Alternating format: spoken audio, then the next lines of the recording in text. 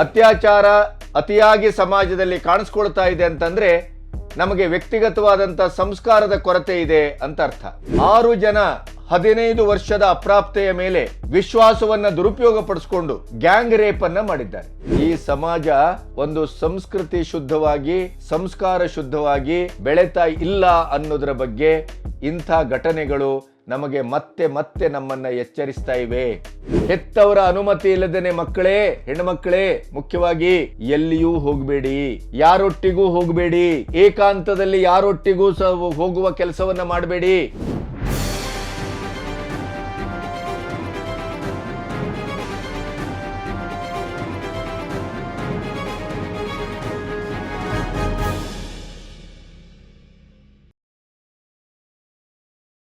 ನಮಸ್ತೆ, ಬಿ ಗಣಪತಿ ಚಾನಲ್ಲಿಗೆ ಸ್ವಾಗತ.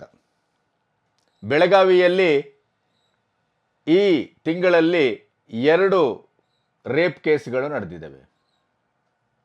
ರಾಜ್ಯಾದ್ಯಂತ ಅಲ್ಲಲ್ಲಿ ಅದು 4 ವರ್ಷ ಅಂತಿಲ್ಲ, 5 ವರ್ಷ ಅಂತಿಲ್ಲ, ಅಥವಾ ವಯೋವೃದ್ಧರು ಅಂತಿಲ್ಲ. ಇತ್ತೀಚಿನ ದಿನಗಳಲ್ಲಿ ವರ್ಷಗಳಲ್ಲಿ ಈ ಸಾಮೂಹಿಕವಾದಂಥ ಅತ್ಯಾಚಾರ ಮತ್ತು ವ್ಯಕ್ತಿಗತವಾದಂಥ ಅತ್ಯಾಚಾರ, ಕೊಲೆ, ಸುಲಿಗೆ, ದರೋಡೆ ಇವೆಲ್ಲವೂ ಅತ್ಯಂತ ತೀವ್ರಗತಿಯಲ್ಲಿ ಕರ್ನಾಟಕದಲ್ಲಿ ಅದರ ಒಂದು ಸಂಖ್ಯೆ ಏರ್ತಾ ಇದೆ. ಇದು ಒಂದು ಸಮಾಜಕ್ಕೆ ಒಳ್ಳೆಯದು ಅಥವಾ ಒಂದು ಸಮಾಜಕ್ಕೆ ಒಂದು ಸುವ್ಯವಸ್ಥಿತವಾದಂಥ ನೆಲೆಗಟ್ಟುವಂತ ಯಾರೂ ಭಾವಿಸಲಿಕ್ಕೆ ಸಾಧ್ಯ ಇಲ್ಲ.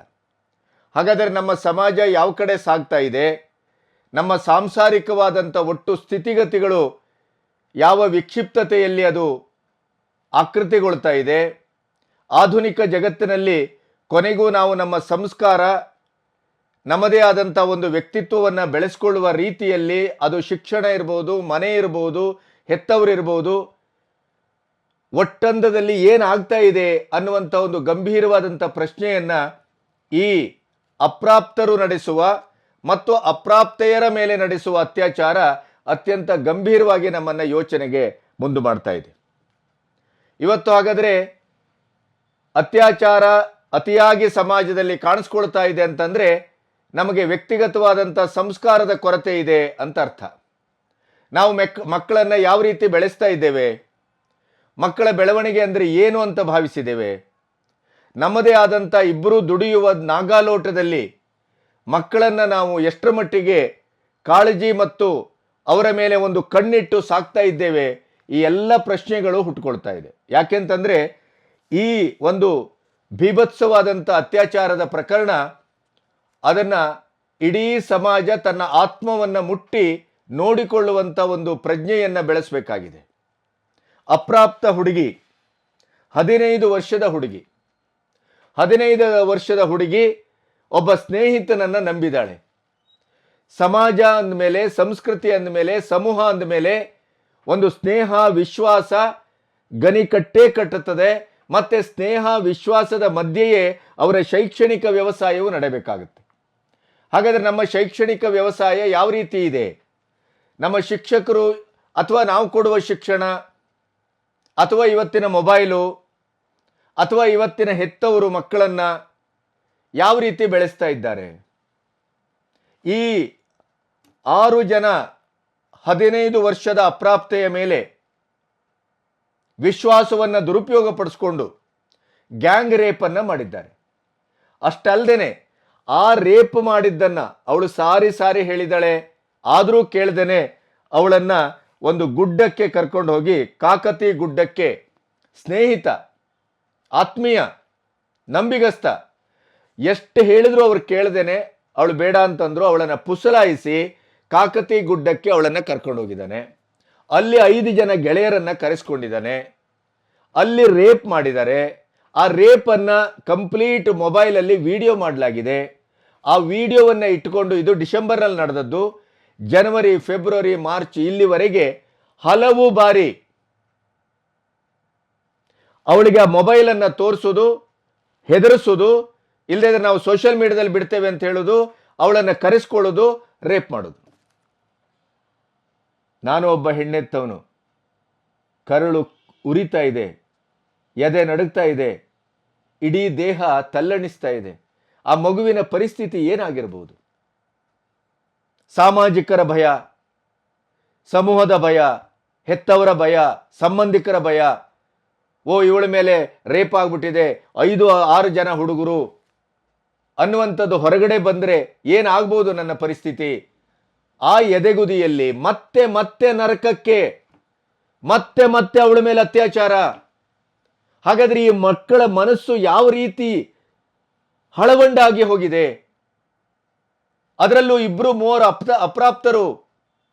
ಈ ಅಪ್ರಾಪ್ತರಿಗೆ ಈ ರೀತಿಯ ಸೆಕ್ಸಿನ ಒಂದು ಮೋಹ ಅಡರಿದೆ ಅಂತಾದರೆ, ಇಷ್ಟು ವ್ಯವಸ್ಥಿತವಾಗಿ ಅದಕ್ಕೆ ನಮ್ಮ ಟಿವಿಗಳ ಕಾರಣ, ನಮ್ಮ ಧಾರಾವಾಹಿಗಳ ಕಾರಣ, ನಮ್ಮ ಕ್ರೈಮ್ ಥ್ರಿಲ್ಲರ್ ಕಾರಣ, ಹಲವಾರು ಕಾರಣಗಳಿದೆ. ಅದಕ್ಕಿಂತ ಮುಖ್ಯವಾಗಿ ನಾವು ಹೆತ್ತವರು ಮಕ್ಕಳ ಮೇಲೆ ಇವತ್ತವರಿಗೆ ಅಪ್ರಾಪ್ತ ವಯಸ್ಸಿನಲ್ಲಿ ಕೂಡ ಮೊಬೈಲನ್ನು ಕೊಡ್ತೇವೆ. ಆ ಮೊಬೈಲಲ್ಲಿ ಅವರು ಏನು ನೋಡ್ತಾರೆ ಅನ್ನುವಂಥ ಪ್ರಜ್ಞೆ ಕೂಡ ಇಲ್ಲ. ನಮ್ಮ ಶ್ರೀಮಂತಿಕೆ, ನಮ್ಮ ಗತ್ತು ದೌಲತ್ತು, ಅವರಿಗೆ ಸಪರೇಟ್ ಬೆಡ್ರೂಮು, ಅಲ್ಲವರು ಏನು ಕಡ್ದು ಉಳಿಸ್ತಾರೆ? ನೋ. ನಮ್ಮ ಹೆತ್ತವರು ಮಕ್ಕಳ ಮೇಲೆ ನಿಗಾ ಇಡದೇ ಇದ್ದಾಗ ಆಗುವ ಸಮಸ್ಯೆ ಇದು. ನಮ್ಮ ಇಡೀ ಸಾಮಾಜಿಕವಾದಂಥ ಪರಿಸ್ಥಿತಿ ಇವತ್ತು ಆಧುನಿಕತೆಯ ಗ್ಲೋಬಲೈಸೇಷನ್ ಹೆಸರಿನಲ್ಲಿ ಇವತ್ತು ಪಬ್ಬು ಗಿಬ್ಬು ಪಿಜ್ಜಾ ಅಂತ ಇಡೀ ಸಂಸ್ಕೃತಿ ಇವತ್ತು ವಿಕಾರಗೊಳ್ತಾ ಇದೆ, ವಿಚಲಿತಗೊಳ್ತಾ ಇದೆ. ಮನೆಯಲ್ಲೊಂದು ದೇವರು ಅಂತಿಲ್ಲ, ಭಜನೆ ಅಂತಿಲ್ಲ, ಹೆತ್ತವರು ಅಂತಿಲ್ಲ, ಅಜ್ಜಿ ಅಂತಿಲ್ಲ. ಯಾವುದೇ ಆದಂಥ ಸಾಂಸಾರಿಕವಾದಂಥ ಒಂದು ಮೌಲ್ಯಗಳು ಅಂತೇನಿತ್ತಲ್ಲ, ಅದು ಯಾವುದೂ ಇವತ್ತು ಜೀವಂತವಾಗಿಲ್ಲ, ಚಾಲ್ತಿಯಲ್ಲಿಲ್ಲ. ಅದರ ಪರಿಣಾಮ ಇದು. ಹಾಗಾದ್ರೆ ಯಾರನ್ನ ನಂಬುದು? ನಂಬಿದವನೇ ನಂಬಿಕೆಯೇ ಬದುಕು ಅಂತಾರೆ, ನಂಬಿ ಕೆಟ್ಟವರಿಲ್ಲ ಅಂತಾರೆ. ಈ ನಂಬಿಯೇ ಕೆಡಿಸಿದ್ನಲ್ಲ ಈ ದರಿದ್ರಿ ಹುಡುಗ. ಆ ಸ್ನೇಹಿತೆ ಕಾಲು ಹಿಡಿದು ಬೇಡಿದಳೆ, ಆದರೂ ಕೇಳದೇನೆ ಅವಳನ್ನು ಕರ್ಕೊಂಡೋಗಿ ಪುಸಲಾಯಿಸಿ ನಿರ್ಜನ ಗುಡ್ಡದಲ್ಲಿ 5 ಜನ ಗೆಳೆಯರನ್ನ ಕರೆಸಿಕೊಂಡು ಸಾಮೂಹಿಕ ಅತ್ಯಾಚಾರ ಮಾಡಿದ್ದು, ಅದನ್ನು ವಿಡಿಯೋ ರೆಕಾರ್ಡ್ ಮಾಡಿ ಹಲವು ಬಾರಿ ಅತ್ಯಾಚಾರ ಮಾಡಲಾಗಿದೆ. ಆಮೇಲೂ ಕೊನೆಗೆ ಆ ಹೆಣ್ಣು ಮಗಳು ಸೋತು ಸುಣ್ಣವಾಗಿ ಇನ್ನಿದು ಸಾಧ್ಯ ಇಲ್ಲ ಅಂತೇಳಿ ಹೆತ್ತವ್ರಿಗೆ ಹೋಗಿ ಹೇಳಿದ್ದಾಳೆ. ಆವಾಗ ಅವರು ಹೋಗಿ ಅಲ್ಲಿ ಕಂಪ್ಲೇಂಟ್ ಕೊಟ್ಟಿದ್ದಾರೆ ಪೊಲೀಸರಿಗೆ. ಪೊಲೀಸರು ಅವರನ್ನು ಬಂಧಿಸಿದ್ದಾರೆ. 5 ಜನರನ್ನ ಬಂಧಿಸಿದ್ದಾರೆ APMC ಪೊಲೀಸ್ ಠಾಣೆಯಲ್ಲಿ. ಭೂಷಣ್ ಗುಲಾಬರಾವ್ ಬೋರಸೆ ನಗರದ ಪೊಲೀಸ್ ಆಯುಕ್ತರು ಇದರ ಬಗ್ಗೆ ಈಗ ಒಬ್ಬ ತಪ್ಪಿಸಿಕೊಂಡಿದ್ದಾನೆ, ಅವನನ್ನು ಹಿಡಿಯುವ ಕೆಲಸ ನಡೀತಾ ಇದೆ. ಈ ವಿಷಯವನ್ನು ನಿಮ್ಮೊಟ್ಟಿಗೆ ಹಂಚಿಕೊಳ್ಳಲಿಕ್ಕೆ ಅತ್ಯಂತ ನೋವಿದೆ ನನಗೆ. ಒಂದು 15 ವರ್ಷದ ಬಾಲಕಿ ಅವಳ ಮನಸ್ಸಿಗೆ ವಿರುದ್ಧವಾಗಿ, ಅವಳ ಶರೀರಕ್ಕೆ ವಿರುದ್ಧವಾಗಿ ಅವಳ ಮೇಲೆ 6 ಜನ ಆ ಮೊಬೈಲ್ ವಿಡಿಯೋವನ್ನು ಇಟ್ಕೊಂಡು ಅವಳನ್ನು ಬ್ಲ್ಯಾಕ್ ಮೇಲ್ ಮಾಡಿ ನಿರಂತರವಾಗಿ ಗ್ಯಾಂಗ್ ರೇಪ್ ಮಾಡಿದ್ದಾರೆ ಅಂತಾದರೆ ಅವಳ ಮಾನಸಿಕ ಪರಿಸ್ಥಿತಿ ಹೇಗಿರಬಹುದು? ಅವಳ ಭವಿಷ್ಯ ಏನಾಗಬಹುದು? ಏನಾಗಿದೆ ಈ ಸಮಾಜಕ್ಕೆ? ಏನಾಗಿದೆ ಈ ಸಮುದಾಯಕ್ಕೆ? ನಾವು ಮಕ್ಕಳಿಗೆ ಏನನ್ನ ಕಲಿಸ್ತಾ ಇದ್ದೇವೆ? ಯಾವ ಮೌಲ್ಯವನ್ನು ಹೇಳ್ಕೊಡ್ತಾ ಇದ್ದೇವೆ? ಈ ಸಮಾಜ ಇವತ್ತು ಒಂದು ಸಂಸ್ಕೃತಿ ಶುದ್ಧವಾಗಿ, ಸಂಸ್ಕಾರ ಶುದ್ಧವಾಗಿ ಬೆಳೆತಾ ಇಲ್ಲ ಅನ್ನೋದರ ಬಗ್ಗೆ ಇಂಥ ಘಟನೆಗಳು ನಮಗೆ ಮತ್ತೆ ಮತ್ತೆ ನಮ್ಮನ್ನು ಎಚ್ಚರಿಸ್ತಾ ಇವೆ. 10, 12, 13 ವರ್ಷದ ಮಕ್ಕಳಿಗೆಲ್ಲ ಈ ರೇಪಿನ ಆಲೋಚನೆ ಬರ್ತದೆ. ಆ ರೇಪನ್ನು ವಿಡಿಯೋ ಮಾಡ್ಕೋಬೇಕು ಅಂತ ಗೊತ್ತಾಗತ್ತೆ. ತನ್ನನ್ನು ನಂಬಿದ ಹುಡುಗಿಯನ್ನ ಸ್ನೇಹಿತರಿಗೆ ಹಂಚಿಕೊಂಡು ಈ ಒಂದು ಬೀಭತ್ಸವಾದಂಥ ಗ್ಯಾಂಗ್ ರೇಪ್ ಮಾಡಬೇಕು ಅಂತ ಒಂದು ಈ ಕ್ರಿಮಿನಲ್ ಐಡಿಯಾ ಹೊಡೆತದೆ ಅಂತ ಆದರೆ ನಮ್ಮ ಸಂಸ್ಕೃತಿ, ನಮ್ಮ ಸಮಾಜ, ನಮ್ಮ ಸಂಸಾರ, ನಮ್ಮ ಮನೆ, ನಮ್ಮ ಬದುಕು, ನಮ್ಮ ಹೆತ್ತವರು ಮಕ್ಕಳ ಸಂಬಂಧ, ಆ ಇಡೀ ಜಗತ್ತು ಎಷ್ಟು ಕಲುಷಿತವಾಗಿರಬೇಡ ಹೇಳಿ. ಈ ಹಿನ್ನೆಲೆಯಲ್ಲಿ ಆಗಬಾರದ ಘಟನೆ ಆಗಿ ಹೋಗಿದೆ. ಪೊಲೀಸರೀಗ ಬಂಧಿಸಿದ್ದಾರೆ, ಇನ್ನೊಬ್ಬ ಬಾಕಿ ಉಳಿದಿದ್ದಾನೆ. ಅದರ ಪಾಡಿಗೆ ಅದು ಕಾನೂನು ಪ್ರಕಾರ ನಡೆಯುತ್ತದೆ. ಆದರೆ ಇಲ್ಲಿ ಸಮಸ್ಯೆ ಏನು ಗೊತ್ತಾ? ಅಪ್ರಾಪ್ತರಿಗೆ ಶಿಕ್ಷೆ ಇಲ್ಲ, ರಿಮಾಂಡ್ ಹೋಮ್ ಹಾಕ್ತಾರೆ.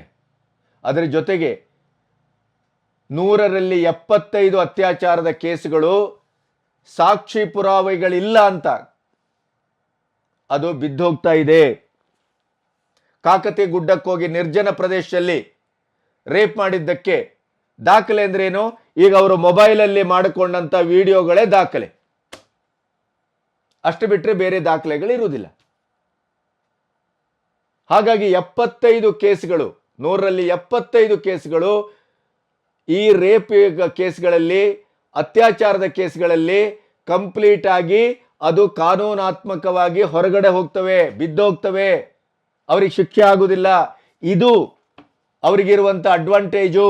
ಅತ್ಯಾಚಾರದ ಮೇಲೆ ಅತ್ಯಾಚಾರ ಆಗ್ತಾ ಇದೆ, ಅತ್ಯಾಚಾರದ ಮೇಲೆ ಅತ್ಯಾಚಾರ ಆಗ್ತಾ ಇದೆ ಅಂತಾದ್ರೆ ಈ ಸಮಾಜದಲ್ಲಿ ಕಾನೂನಿನ ಭಯ ಇಲ್ಲ. ಬಹುತೇಕವಾಗಿ ಉಳ್ಳವರ ಮಕ್ಕಳು ಮಾಡುವ ಕೆಲಸ ಇದು, ದುಡ್ಡಿದ್ದವರು ಮಕ್ಕಳು ಮಾಡುವ ಕೆಲಸ. ಬಡ ಮಕ್ಕಳು ಮಾಡುವುದಿಲ್ಲ. ಬಡವರಿಗೆ ಹೊಟ್ಟೆಪಾಡು, ಬಡವರಿಗೆ ಬದುಕಿನ ಚಿಂತೆ, ಬಡವರಿಗೆ ಭವಿಷ್ಯದ ಚಿಂತೆ. ಈ ದೊಡ್ಡವರಿಗೆ ಅಪ್ಪ ಮಾಡಂತ ಹಡಬೆ ದುಡ್ಡಿರುತ್ತಲ್ಲ, ಅದರ ಚೈನ್ ಉಡಾಯಿಸುವ, ಯಾವುದೋ ಒಂದು ಹೆಣ್ಮಗಳನ್ನ ಬುಟ್ಟಿಗೆ ಹಾಕೊಳ್ಳೋದು, ನಂಬಿಕೆಗೆ ಅವಳನ್ನ ಒಳಪಡಿಸ್ಕೊಳ್ಳೋದು, ಆ ನಂಬಿಕೆಗೆ ದ್ರೋಹ ಮಾಡೋದು. ಹಾಗಾದ್ರೆ ಯಾರಾದರೂ ಇನ್ನು ಮುಂದೆ ಸ್ನೇಹಿತರು ಅಂತ ನಂಬಲಿಕ್ಕುಂಟ ಇಂಥ ಪ್ರಕರಣ ಆದಮೇಲೆ? ಆದ್ರಿಂದ ನಾನು ಹೆಣ್ಮಕ್ಳಿಗೆ ಹೇಳೋದು, ಕಾನೂನಿನ ಪ್ರಕಾರ ಅದು ಏನಾಗಬೇಕೋ ಅದು ಆಗತ್ತೆ. ನಂಬುವ ಮೊದಲು 100 ಸಾರಿ ಯೋಚನೆ ಮಾಡಿ. ಆಮೇಲೆ ನೀವು ಯಾರ ಸ್ನೇಹಿತರು ಅಂತಿರ್ತಾರೋ, ನಿಮ್ಮ ಗೆಳೆಯರು ಅಂತಿರ್ತಾರೋ, ಅವರನ್ನ ನಿಮ್ಮ ಹೆತ್ತವರಿಗೆ ಪರಿಚಯಿಸಿ. ಹೆತ್ತವರ ಅನುಮತಿ ಇಲ್ಲದೇನೆ ಮಕ್ಕಳೇ, ಹೆಣ್ಣುಮಕ್ಕಳೇ ಮುಖ್ಯವಾಗಿ ಎಲ್ಲಿಯೂ ಹೋಗಬೇಡಿ, ಯಾರೊಟ್ಟಿಗೂ ಹೋಗಬೇಡಿ, ಏಕಾಂತದಲ್ಲಿ ಯಾರೊಟ್ಟಿಗೂ ಹೋಗುವ ಕೆಲಸವನ್ನ ಮಾಡಬೇಡಿ. ದಯವಿಟ್ಟು ಯಾವುದೇ ಸ್ನೇಹ ವಿಷಯ ಏನೇ ಇದ್ರೂ ಅದನ್ನು ಹೆತ್ತವರಿಗೆ ಹೇಳಿ. ಹೆತ್ತವರ ಹತ್ರ ಯಾವುದನ್ನು ಮುಚ್ಚಿಡಬೇಡಿ. ಅದರಲ್ಲೂ ತಾಯಿ, ಒಬ್ಬ ಹೆಣ್ಣುಮಗಳಿಗೆ ತಾಯಿ ಅನ್ನೋದು ಅವಳ ಸರ್ವಸ್ವ, ಅಂತರಂಗದ ಮಿತ್ರತ್ವ.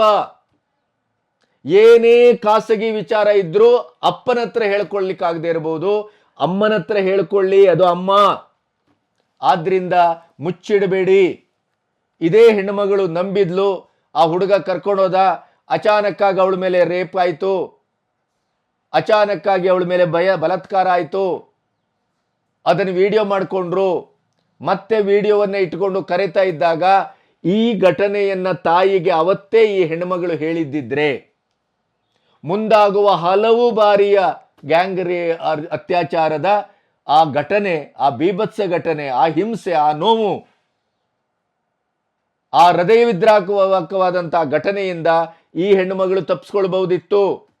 ಹೆಣ್ಣುಮಕ್ಕಳೇ ಮೊದಲಾಗಿ ಯಾರ್ಯಾರು ಅಪರಿಚಿತ, ಯಾವ್ಯಾವುದೋ ಗಿಲಿಟು, ಯಾವ್ಯಾವುದೋ ವಯೋಸಹಜವಾದಂಥ ಆ ದೈಹಿಕವಾದಂಥ ಒಂದು ಅಟ್ರಾಕ್ಷನ್ನು, ಅದರ ಮಧ್ಯೆ ಬರುವುದು ಸ್ನೇಹ ಅಲ್ಲ, ಅದು ವಿಶ್ವಾಸ ಅಲ್ಲ, ಅದು ಹೃದಯದ ಸಂಬಂಧವೂ ಅಲ್ಲ.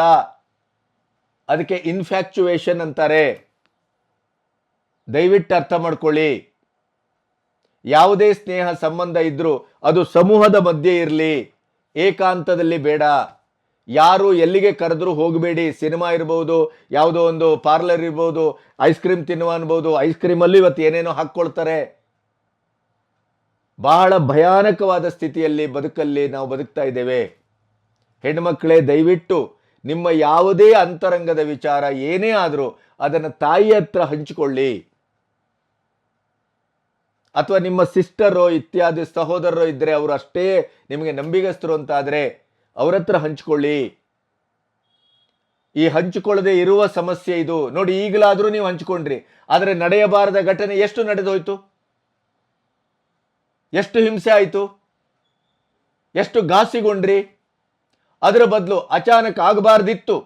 ನಂಬಿಕೆ, ನೀವು ನಂಬಿದ್ರಿ, ಆ ಹುಡುಗನನ್ನು ನಂಬಿದ್ರಿ, ಹೋದ್ರಿ, ಆಯ್ತು. ಆದರೆ ಈ ಮಗುವಿನ ಮೇಲೆ ಅದೇ ನಂಬಿಕಸ್ಥ ಹುಡುಗ ದರಿದ್ರಿ, ಅವನು ನರರಾಕ್ಷಸ, ಅವನು ಸಾಮೂಹಿಕವಾಗಿ ಅತ್ಯಾಚಾರ ಮಾಡೋದಕ್ಕೆ ಪ್ಲಾನ್ ಮಾಡಿದ್ದ. ನೀವು ಒಂದು ಕೆಡ್ಡದಲ್ಲಿ ಬಿದ್ರಿ, ಅಲ್ಲಿ ನಿಮಗೆ ಮೋಸ ಮಾಡುವಂತ ರೀತಿಯಲ್ಲಿ ನಿಮ್ಮನ್ನು ವಿಡಿಯೋ ಮಾಡ್ಕೊಂಡಿದ್ದಾರೆ, ಓಕೆ, ಅದನ್ನು ಬಂದು ಮನೆಯವರಿಗೆ ಯಾಕೆ ಹೇಳಲಿಲ್ಲ?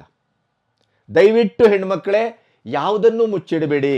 ಎಲ್ಲಿ ಹೋಗೋದಿದ್ರು ಹೆತ್ತವ್ರಿಗೆ ಹೇಳಿ ಹೋಗಿ. ಹೋಗಬೇಕಾದ್ರೆ 100 ಸರಿ ಯೋಚನೆ ಮಾಡಿ. ನಿಮ್ಮ ಸೆಕ್ಯೂರಿಟಿ ವೈಸ್ ಏನಿದೆ ಅನ್ನೋದನ್ನ ಮೊದಲು ಆಲೋಚನೆ ಮಾಡಿ. ಈ ಬದುಕು ಬಹಳ ಸೂಕ್ಷ್ಮವಾದದ್ದು. ಈ ಶರೀರ ಬಹಳ ಸೂಕ್ಷ್ಮವಾದದ್ದು, ಈ ಮನಸ್ಸು ಬಹಳ ಸೂಕ್ಷ್ಮವಾದದ್ದು. ಅದು ಒಮ್ಮೆ ಘಾಸಿಗೊಂಡ್ರೆ, ಛಿದ್ರಗೊಂಡ್ರೆ ಇಡೀ ಬದುಕು ನರಕಾಗಿ ಹೋಗುತ್ತೆ. ದಯವಿಟ್ಟು ಗಮನಿಸಿ. ಯುವ ಸಮುದಾಯದಲ್ಲಿ ಇವತ್ತು ಇಂಥ ಚಟುವಟಿಕೆಗಳು, ಕುಡ್ತಾ ಇದೇ, ಈ ಸೆಕ್ಸು, ಈ ಕ್ಷುಲ್ಲಕವಾದಂಥ ಆಸೆ ಆಕಾಂಕ್ಷೆಗಳು, ಮೋಸ, ವಂಚನೆ, ದಗಲಬಾಜಿತನ, ಸ್ನೇಹಿತರೇ ಡೇಂಜರು, ನಂಬಿಗಸ್ತರೇ ಡೇಂಜರು, ಸಂಬಂಧಿಕರು ಇನ್ನೂ ಡೇಂಜರು. ಹೆಣ್ಣುಮಕ್ಕಳ ವಿಷಯದಲ್ಲಿ ಇವೆಲ್ಲವೂ ಡೇಂಜರಸ್ ಝೋನ್ಗಳು. ತಾಯಿಯನ್ನ ಕೇಳಿ, ತಂದೆಯನ್ನ ಕೇಳಿ, ತಾಯಿಯನ್ನ ವಿಶ್ವಾಸಕ್ಕೆ ತೆಗೆದುಕೊಳ್ಳಿ. ಹೆಣ್ಣುಮಕ್ಕಳೇ, ಏನೇ ನಿಮ್ಮ ನೋವು, ನಲಿವು ಯಾವುದೇ ಇದ್ರೂ ತಾಯಿ ಹತ್ರ ಬಂದು ಅದನ್ನು ಶೇರ್ ಮಾಡ್ಕೊಳ್ಳಿ, ಹಂಚಿಕೊಳ್ಳಿ. ಇಂಥ ಘಟನೆ ಆದಾಗ ಯಾವುದೇ ಹೆಣ್ಣುಮಕ್ಕಳು ಇಂಥ ಅನಿರೀಕ್ಷಿತ ಆಘಾತಕ್ಕೆ ತುತ್ತಾದರೆ ಅದರಿಂದ ಹೊರಗೆ ಬರುವುದು ಹೇಗೆ ಅಂತ ಮೊದಲು ಯೋಚನೆ ಮಾಡಿ. ಅದಕ್ಕೆ ನಿಮಗೆ ಮೊದಲ ಗುರುವೇ ಯಾರು ಅಂತಂದ್ರೆ ತಾಯಿ.